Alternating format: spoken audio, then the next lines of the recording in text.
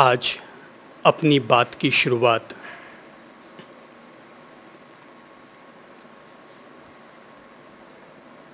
एक सहज सरल प्रसंग के साथ करूंगा।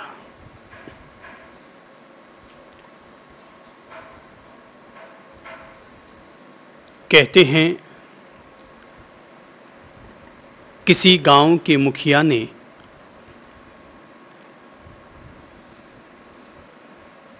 एक आवश्यक कार्य को निपटाने के लिए अपने गांव के 10 लोगों को रवाना किया।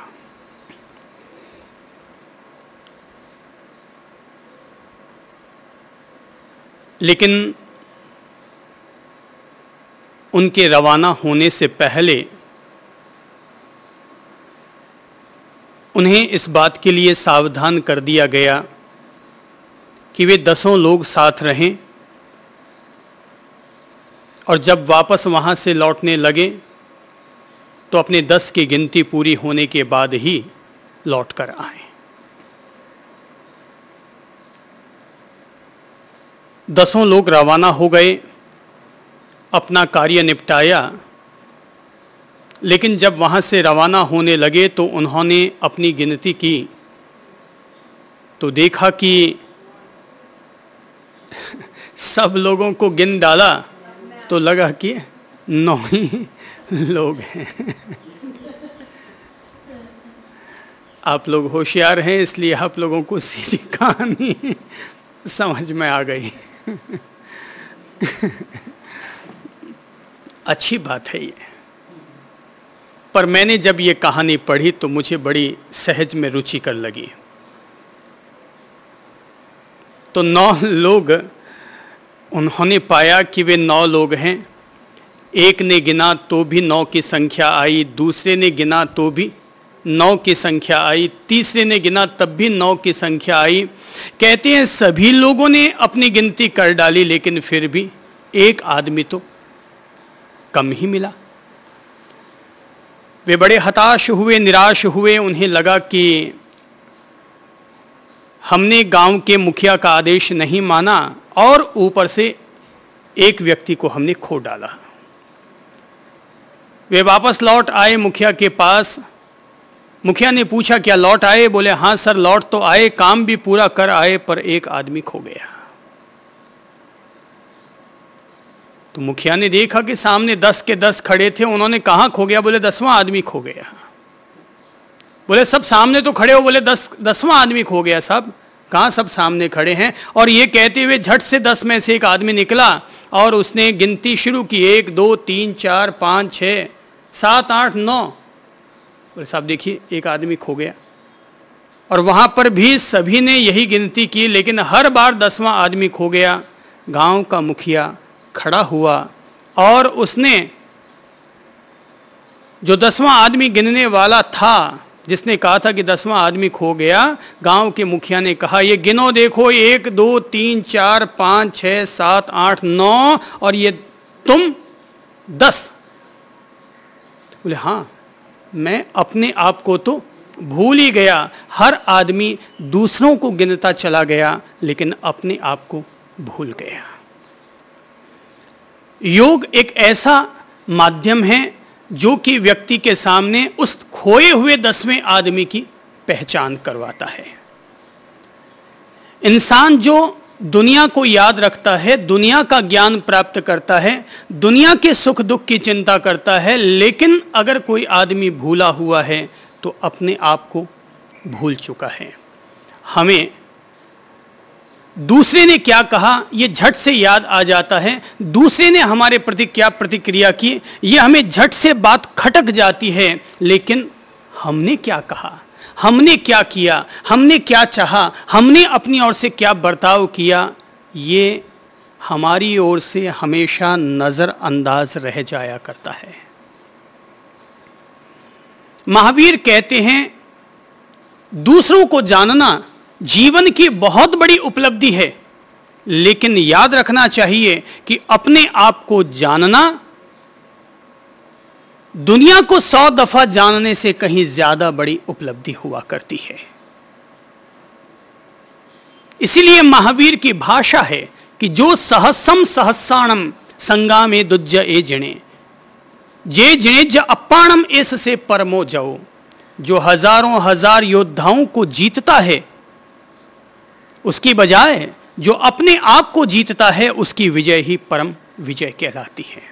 विजय उसकी परम विजय कहलाती है जो अपने आप को जीतता है, क्योंकि दुनिया को जीतने वाला व्यक्ति भी आखिर एक से तो हारा हुआ है, और वो है 10वां खोया हुआ आदमी। अर्थात अपने आप से हम हारे हुए हैं, दुनिया को जीत गए।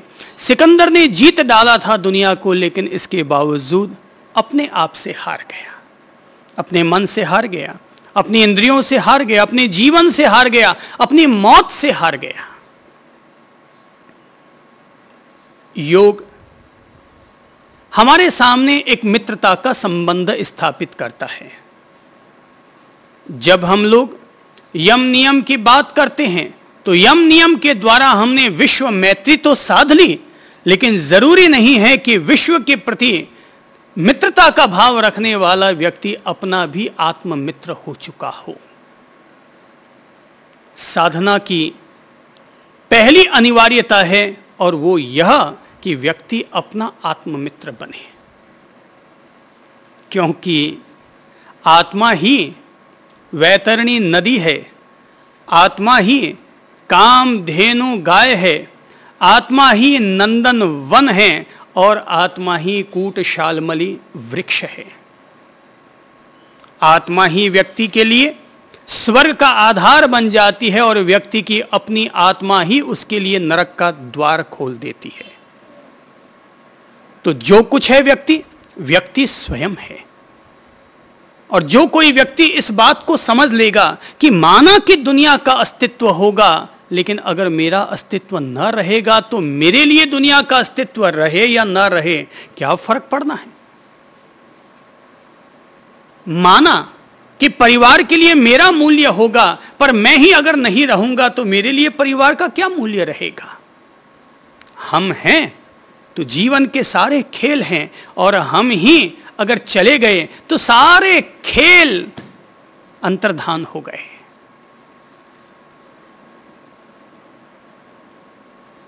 तो व्यक्ति के लिए यह बात अत्यंत महत्वपूर्ण है कि हम में से प्रत्येक व्यक्ति को चाहिए कि अपन लोग दुनिया को महत्व दें, पत्नी को, माँ बाप को, बच्चों को, पड़ोसी को, दोस्तों को, व्यापारियों को, अपने बैंक अकाउंट को, दुकान को, सब चीजों को महत्व दें, लेकिन कहीं अपने आप को भूल कर नहीं तो वही हालत हो जाएगी कि हम सबको गिन रहे हैं पर अपने आप को फिर भी नजरअंदाज कर रहे हैं।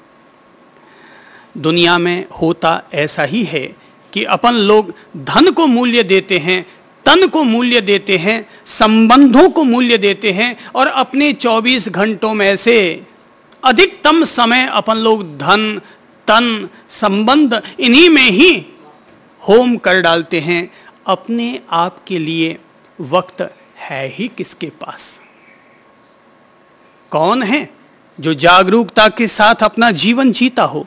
कौन है जिसे कि लगातार अपनी आत्मस्मृति बनी हुई रहती हो? कौन है वह कि जिसे खाते पीते, सोते उठते, करवट बदलते भी अपनी चेतना की याद रहती हो कि मैं इस संसार में आया हूं, मुझे यहां से वापस जाना भी है। अपन सब लोग मकड़ जाल की तरह अपने आप को फंसा हुआ देखते हैं, मकड़ जाल की तरह। मुक्ति की बातें हो जाती होंगी, लेकिन फिर भी अपन सब उलझे हुए हैं इस दुनिया के मकड़ जाल में। निकलना किसी को याद नहीं आता। मैंने सुना है एक आदमी आधे घंटे तक आईने के सामने खड़ा रहा, और आईने के सामने खड़ा होकर आईने को देख देख कर सोचता रहा, अरे यार मैंने इस आदमी को कहीं देखा है। आईने के सामने खड़ा रहकर के आदमी आधे घंटे तक देखता रहा, अरे यार मैंने इस आदमी को कहीं देखा है। अहो, इंसान को अपनी याद करने के लिए किसी को आइडेंटिटी कार्ड देखना पड़ता है, किसी को आईना देखना पड़ता है, किसी को राशन कार्ड ढूंढना पड़ता है कि देखो मैं यह हूं। योग एक ऐसा आईना है जो कि हमें पलकों को झुकाकर हमारे बोध में, हमारे ज्ञान में, हमारी अंतर्दृष्टि में हमें हमारी पहचान करवाता है। इसलिए योग और कुछ नहीं है, अपने आप से रूबरू होने की कला है। योग अपने आप से रूबरू होने की कला है। योग स्वयं के साथ साक्षात्कार है। योग अपने आप को आत्मसात करने का मार्ग है। यह एक ऐसा सनातन मार्ग है जिससे कि हमें अपना ज्ञान होता है, हमारे जन्म जन्मांतर के क्लेश संक्लेश दूर होते हैं, हमारे जीवन में पलने वाले दुख दौर्मनस्य और वैर वैमनस्य का अवसान होता है, हमें हमारी श्रेष्ठ प्रज्ञा का प्रकाश उपलब्ध होता है, परमात्म तत्व और निर्वाण से साक्षात्कार होता है। योग हमें हमारी चेतना की अंतिम ऊंचाई तक ले जाता है कि जहां तक इंसान अपने पुरुषार्थ के द्वारा पहुंच सकता है उतनी ऊंचाई तक योग हमें ले जाता है। यदि कोई भी व्यक्ति निष्ठापूर्वक अपने योग को आत्मसात करता है, निष्ठापूर्वक योग को आत्मसात करता है, योग के गुर समझता है, योग की कुंजी अपने हाथ में लेता है, तो योग हर व्यक्ति को, हर चेतना को, हर आत्मा को अंतिम आध्यात्मिक ऊंचाई प्रदान करता है। जिस आध्यात्मिक ऊंचाई को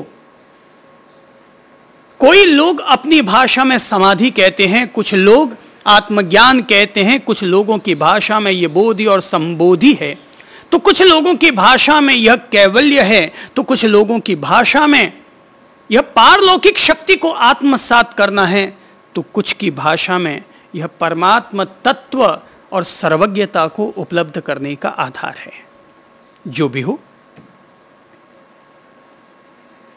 जितना जितना हम इसे समझेंगे, पहली बात, जितना जितना हम इसे समझेंगे, दूसरी बात, जितनी जितनी हमारे भीतर जिज्ञासा और उत्कंठा पैदा